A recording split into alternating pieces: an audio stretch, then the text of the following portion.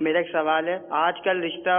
طے ہونے کے بعد سسرال والوں کی طرف سے دیکھنے والوں کی لائن لگ جاتی ہے، کبھی لڑکی کے ماموں، کبھی چچا، کبھی خالہ وغیرہ کا آنا جانا ہوتا رہتا ہے، اس وجہ سے رشتہ کئی مہینوں تک نہیں ہو پاتا، برائے کرم اس کا کوئی حل ارشاد فرما دیں، جزاک اللہ۔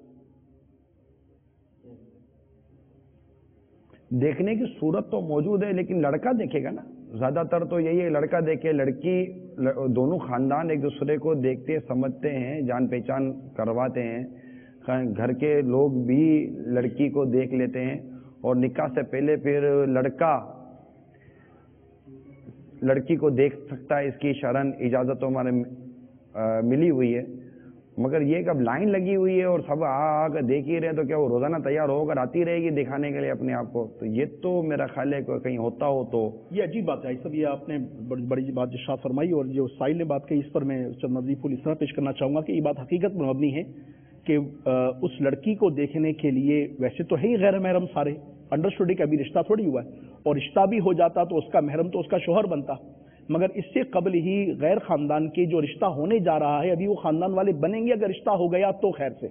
مگر اس سے پہلے ہی اس خاندان کے محارم، یعنی اس خاندان کے جو لوگ ہیں، یعنی جس طرح باپ کا آنا وہ اپنی جگہ پر، مگر بھائی کا رشتہ دیکھنے کے لیے آئے تو سارے بھائی دیکھیں گے، باپ اپنی ہونے والی بہو کو دیکھے گا، باپ اپنی ہونے والی بہو کو دیکھے گا، اچھا جی ہائی صاحب، ہونے والی بھابھی کو دیکھنے کے لیے بھائی کے سارے بھائی آئے ہوں گے، اس کے کزن آئے ہوئے ہوں گے، اچھا یہ تو ایک نشست ہو گئی نا، جو کہ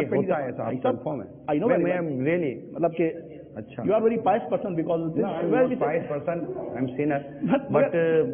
یہ بھائی صاحب یہ تو عام چیز ہے، مطلب کہ اب لڑکی کو دیکھنے جا رہے ہیں، خاندان کا رشتہ کرنے کے لیے جا رہے ہیں تو پورا خاندان آنا ہی آنا ہے، کسی حد تک تو اس کی نالج تو، لیکن اتنا ہو رہا ہے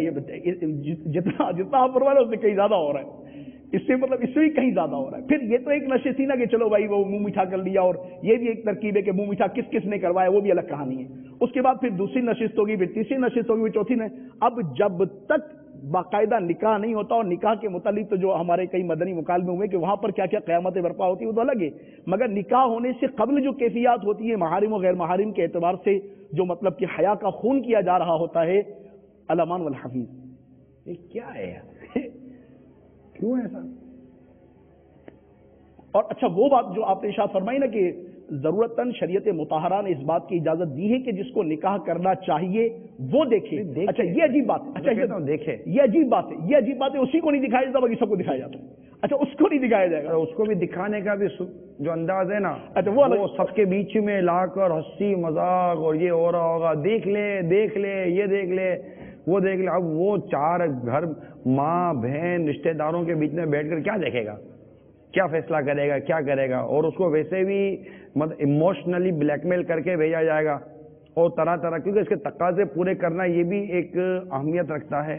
البتہ یہ بڑی ہی حیران کن بات ہے کہ سسر کا اور بہو کا اگرچہ پردہ نہیں ہے لیکن ابھی وہ سسر بنا نہیں ہے، جی قربان جاؤں میں باپا پر، آج تک اپنی بہوؤں کو نہیں دے گا، ماشاءاللہ یہ انداز ہے،